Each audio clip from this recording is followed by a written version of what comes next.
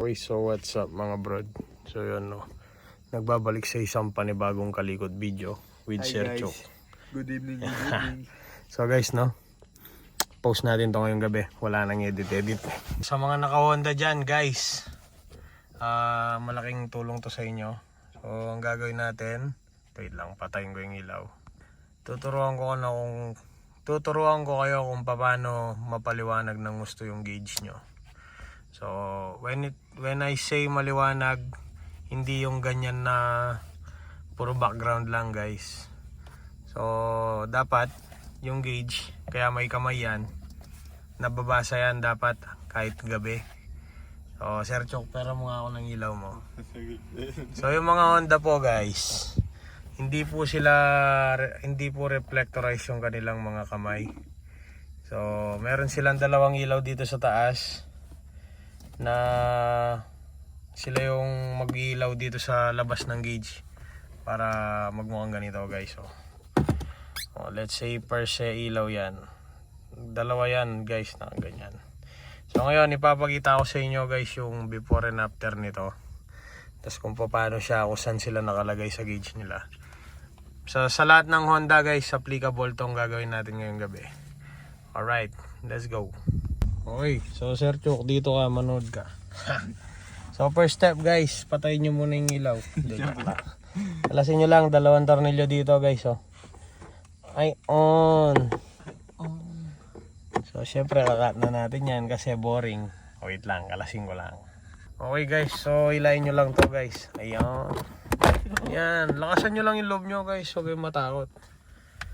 So tapos meron siyang 1, 2 na tornilyo. Kung hindi dalawa, basta pagkabukas nyo guys, makikita nyo naman. Alasin nyo lang yan para lumabas yung guys, yung gauge. Alright, let's go. Ay on. So guys no, natanggal na natin yung 4 na tornilyo. Hilahin nyo lang guys. Ayun lang ang pinakamahirap na part. So gawan nyo ng paraan kung paano nyo. Hindi na pala kailangan nilabas guys. Ito lang ayo. Ayun sila. Sinadya. Sinadya. May kupal na gumawa. Alam mo kung sino boy? Sino boy? Gumagawa ng gauge dyan. Please lang, pakitigil-tigilan nyo na yung pagloloko ng mga tao-tao dyan guys. Sigurado itong gauge na to na biktima na naman nung customized panel gauge. Kaya iba yung kulay niya boy. Yung sinasabi ko sa'yo kanina, nakakainis tignan. So kasi paano nga naman makikita yung ginawa niya kung may ilaw sa labas. So yun, sinadya guys, sinadya to natanggalin. So lalagyan ko lang to ng ilaw para mapakita ko sa inyo. Ay on. Let's go. Guys, kung saan daw kukuha ng ilaw? Dito lang sa basura natin boy. Kakauwin lang natin tong digital gauge mo boy. Ayan o, dami dito. Siya. Dalawa. O diya. Meron ka ng ilaw. Ayun lang. Ano yung ginakalgal mo?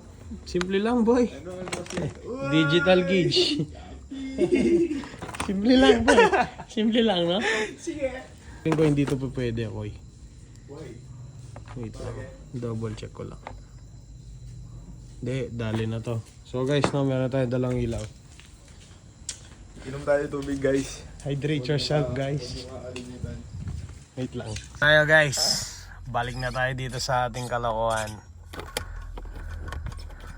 Ayun na sinasabi ko, hindi sila kasya. Malaki sila.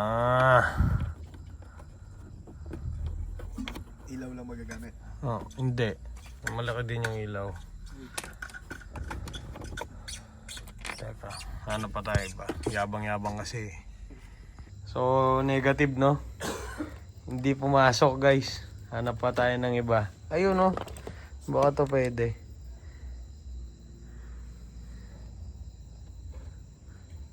So, ni Sir Chok oh. Sige na, banatan mo na boy. Wait lang. Tingnan mo. Uy, ayun. Masok. Dali, dalawang klase pa yan. Alam ko eh, mas malaki isa. Oo. Maliit lang yun. Maliit lang. Isa pa. Hindi naman putol. Tuglong. Very good. Ayun. So yan guys, nalagay na natin. Let's go.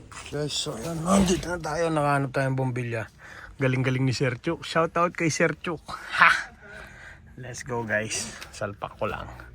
Ito sure ball to. Yung dati nagamit guys.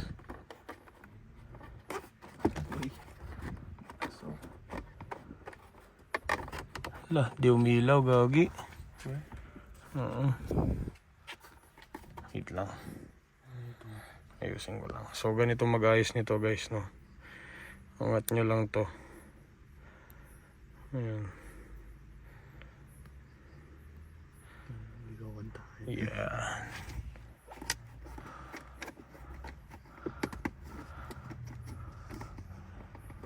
Ayun.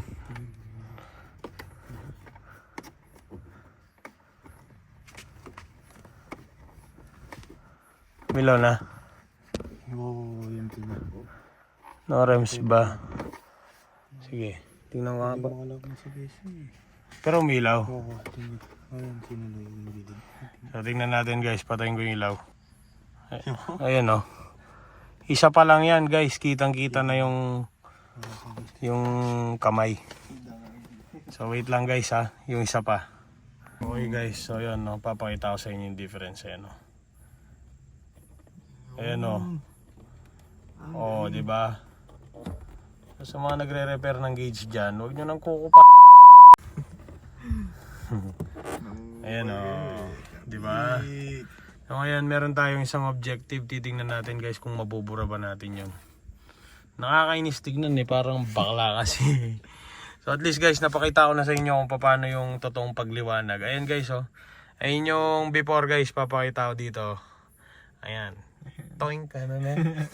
So, sana guys may natutunan kayo. Let's go.